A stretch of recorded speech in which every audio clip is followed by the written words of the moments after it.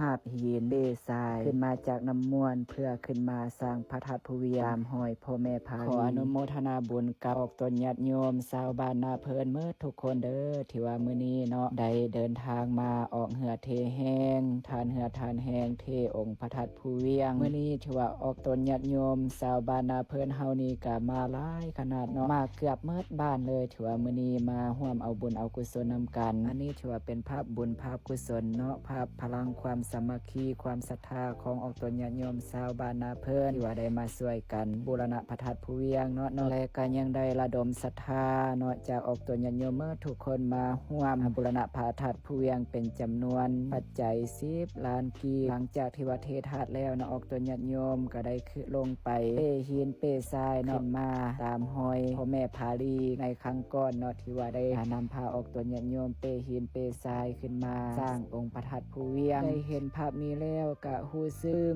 ปิติดีใจที่ว่าบ่ว่ายุคใดสมัยใดความศรัทธาของออกตนญาติโยมต่อองค์พระธาตุภูเวียงก็บ่เคยจืดจางห่างหายไปเลยสาธุเด้อผู้ใดได้มาทำบุญทำกุศลทานเหือทานแห้งในมื้อนี้ขออำนาจบารมีคุณพระพุทธคุณพระธรรมคุณพระสังฆเจ้าคุณพ่อแม่พาลีลูกขเทวดาอารักขาพระธาตุภูเวียงจงอำนวยอวยพรและก็ปกปักรักษาออกตนญาติโยมเมื่อทุกคนให้อยู่ดีมีสุขกับหังมังกับมีร่ำรวยตลอดปีโชคดีตลอดไปเมื่อทุกคนเด้อสาธุ